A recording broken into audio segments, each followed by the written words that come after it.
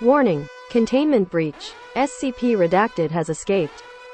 At least tell us which one got out. God, why do you work here? SCP sub to this channel, so you were the one who escaped. That is the SCP that lowers attention and IQ. Ah! Hey, are expressions and ideas harmless? Ah! Words can cost people money. Ideas fuel soldiers to commit horrible war crimes. I bet my speech bubble could suffocate you. See? Ideas can hurt a fly. Let me define the words I'll use a lot. No, I meant in the video. By ideas, I mean cognitive representations of interpretation and meaning. Yeah, this makes it more confusing. I'll dumb it down more. Ideas are more or less the thoughts you have. They can be concrete or abstract. They can involve beliefs or facts. Expressions refer to any means of communication. From words to body language to facial expressions to media to images to emojis to memes. Ideas are spread through expressions every day across the worst mistake in human history, the internet. I describe harmful ideas as ideological hazard. I wonder where I got the idea for this name. Who are you talking to? Humans operate according to their core beliefs. Core beliefs can be changed or reinforced by ideas. Ideas are spread through expressions, most commonly speech. If you believe your crush loves you back, every word from your crush will reinforce that idea. Sorry, this example is unrealistic as no girl will ever talk to me. Part of what makes the idea of anti-vaccine so appealing is it makes some people feel like special nonconformists going against the evil world. That's why instead they blindly follow the advice on their Facebook group. Still have no idea what I'm talking about? Don't worry, the anti-vaxxers also have no idea what they're talking about. Actually, we should worry, as anti-vax is listed as a threat to public health by the WHO. Let's say a group chooses to use words to shame the appearance of an individual. The social pressure brought on by the words would hammer in the idea that the individual is ugly. Wait, another challenger appears. The idea that appearance is everything. The combo of these two ideas can lead to eating disorders, midlife crises, and Discord mods. Still not convinced that words spread ideas? Even now, I'm also using words to plant the idea that ideas are powerful into your head. You might have a few ideas about which ideas are the most harmful. Ideas contradicting evidence, ideas motivating people to break the law or attack others, extremist ideas that lead to extreme actions. Don't hold on to these rules yet, or you'll be like a chess beginner who discovers en passant. If I tell you birds aren't real, you would know I'm joking, because of course birds are real. At least I hope so. Imagine a world where people already suspect that birds are government spies. People would start killing birds, causing a great imbalance in the ecosystem. At least then people would finally stop feeding pigeons and hooray, no more avian flu. What if an idea urges us to break an illogical and oppressive law? What if an idea urges people to boycott a shady company to hurt it? Details and context determine the degree of impact caused by an idea. There are no algorithms we can follow. We have to accurately predict and evaluate the impact of our words and ideas. I'm kidding! Of course we can't do that. Why else would PR managers exist? To share funny memes on corporate social media accounts? We can only estimate using logic and research. Here's where we run into a little problem. We can't or simply don't want to commit our brain power to that. We have to click share on a post with information we haven't verified yet, because if we don't, a ghost will climb out of our phones at 3 AM and murder us. Ideas can either spread through malice or ignorance, intentionally or unintentionally. Malice is like a person with COVID licking people, while ignorance is like a person with COVID not wearing a mask because their brain really needs more oxygen. A person could accidentally spread an idea opposite to their intent through a poor choice of expression.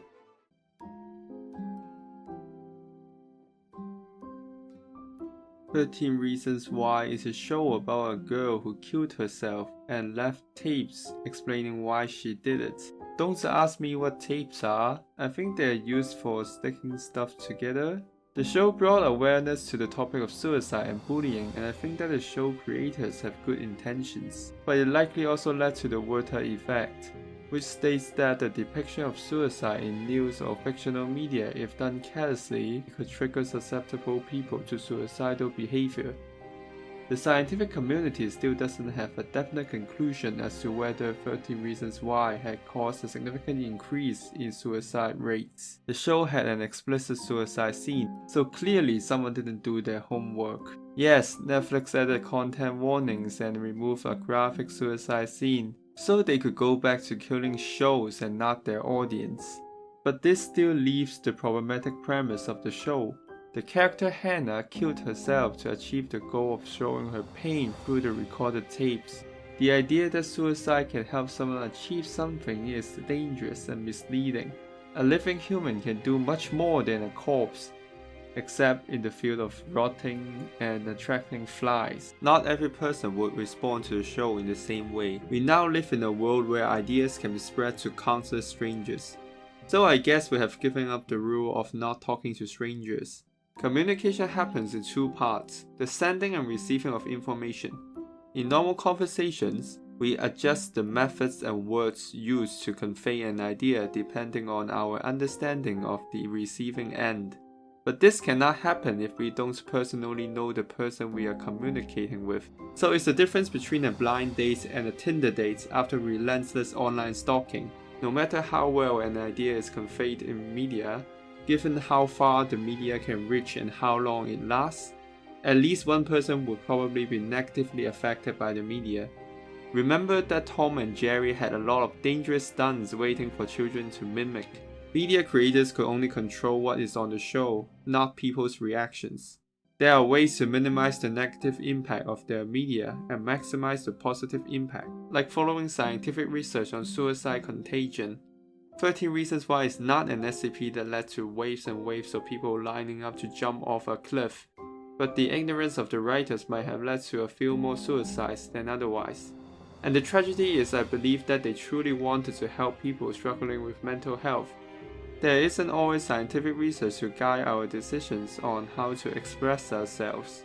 We only predict the impact of our words and ideas based on our own perspectives. It's as accurate as yelling about how 2012 is the end of the world based on the prediction of a civilization with a Wikipedia page on them sacrificing humans.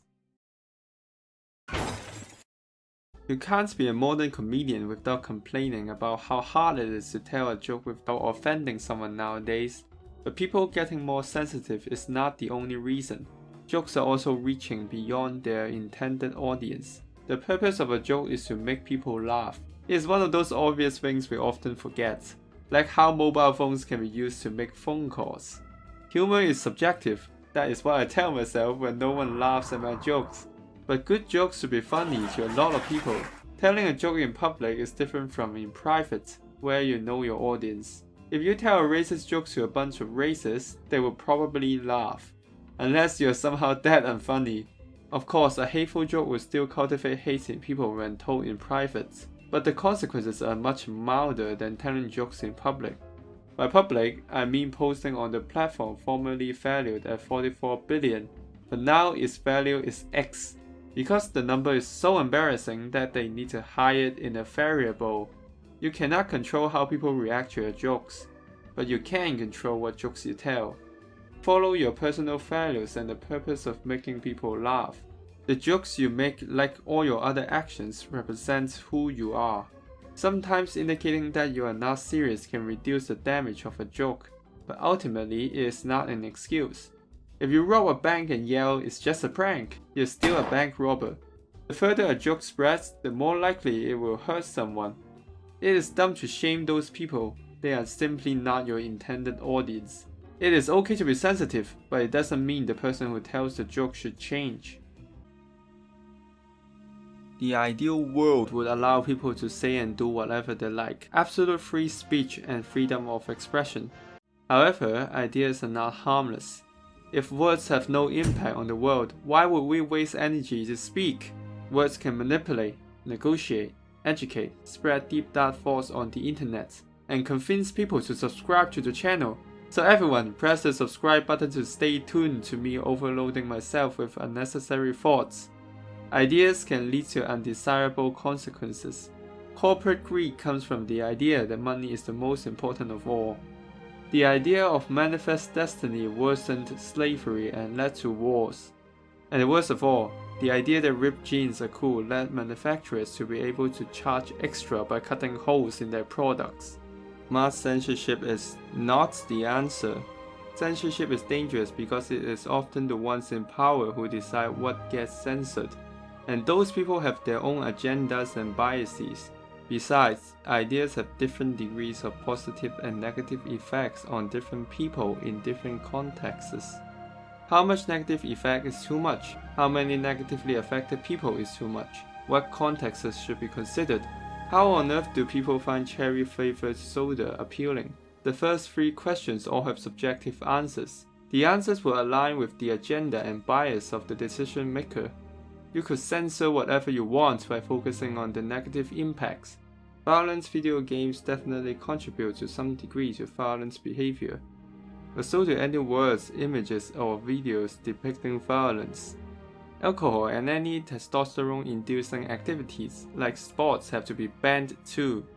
Let's cut off everyone's arms next. There's no end to this. Many factors in the world contribute to violence, not just video games.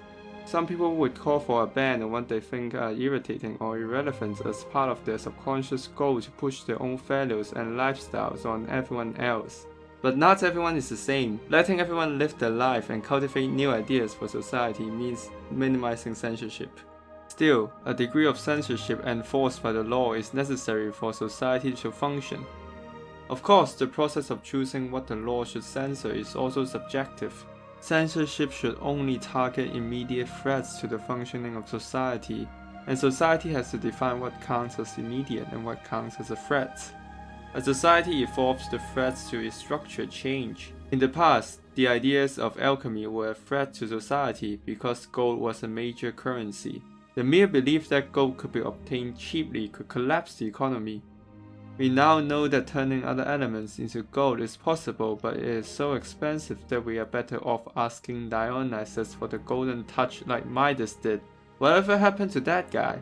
Here are some necessary censorships that we should all agree on. CP, which doesn't stand for chopping penises but something much more illegal, should be banned because it is part of the action of exploiting children.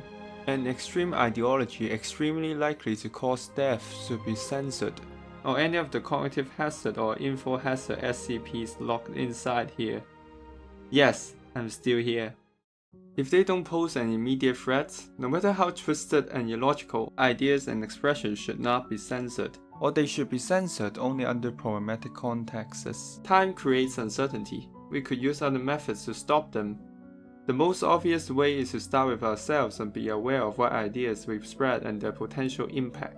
It is impossible to take into account how every person in the world reacts to an expression or idea unless we are living in the Jurassic period where no Homo sapien exists that we know of. Personally, I like to think about what I want to achieve with my expressions. Many people like to defend the things they love by attacking those with opposite opinions. I can see how it is infuriating to talk to some cultureless dumbass who doesn't understand how the Joker is a social commentary on how being a clown is no longer economically viable. Attacking people won't magically change their opinion. They will just hate you. But screw logic, how dare you not like Breaking Bad?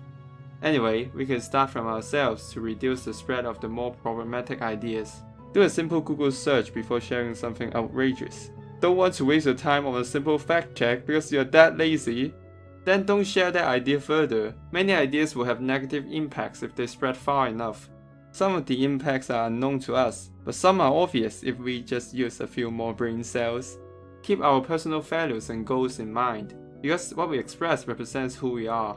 We are somewhat responsible for what we put out there, even for our intended consequences. Elon Musk tweeted about Dogecoin as a funny haha joke, thank me and please laugh. But because of how far his tweet reached, some took it seriously and dumped their whole bank accounts into a meme currency, whereas a better decision for them would be to plant the dollar bills in the soil and hope that money will start to grow on trees. Influential people should be more careful about what expressions and ideas they put out there. We can't accurately predict the consequences of our expressions, but we have to try. Like everyone would just suddenly have self-awareness. What I just said was an ideal, something that could partially come true but never fully. So what can we do against people who spewed flawed ideologies like racism, justification of sexual assaults, or that global warming is a hoax by big science trying to hide their thermal superweapon tests at the North Pole? Sorry, I didn't know where I was going with that one. Does harassing them, or as the kids like to say, cancelling them, really work? You see, first we socially isolate those people to cut off the spread of their ideas. And then they can form their own group and their ideas live on in an echo chamber. Oh wait, there are so many reasons why civil discussion is much better than a witch hunt. We might have misinterpreted the person might be ignorant, and communication can easily change their mind. The punishment we come up with doesn't fit the crime, and the worst of all, that we are the ones with the flawed ideas. But listen, at least we can vent our hatred by bullying people off the internet. Who doesn't like to step on people they hate? If someone commits a crime because of those ideas, they should be arrested. But for people who haven't acted too much on their beliefs, use our ideas to attack their ideas like Pokemon's duking it out. More often than not, the attack on ideas becomes the attack on people who hold the ideas. And most people treat an attack on their ideas as a personal attack no matter what. But even then, we should focus on the ideas, our real enemies. If possible, separate the idea from the person. People die in less than 100 years, whether we harass them on Facebook or not. But ideas, they could live on in the human mind as long as we don't dismantle them. Since World War II, Nazis were the go-to bad guys for film and game studios that ran out of ideas.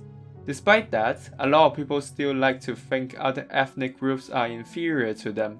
The failed artist died, but his ideology lives on like a ghost. Or maybe he did live on as a ghost inside a low-budget movie. Plot twist, not everything is as clear-cut as racism and other extremist ideas. People can have conflicting opinions and sometimes both sides can be valid. Now someone please tell this to the fanboys of various tech products. The words right and wrong attempt to compare an idea with a set of values. These simple words cannot describe complicated expressions with multiple components. Some animes have uncomfortable scenes that sexualize minors and romanticize sexual assault. We can criticize those elements but still appreciate the good themes and writing. The worst thing to do is to defend the problematic ideologies and ridicule those who feel uncomfortable watching those scenes. Disagreeing with certain elements and liking the show overall aren't mutually exclusive. Plus, disgust is an important emotion to keep our personal values safe from the problematic aspects of media.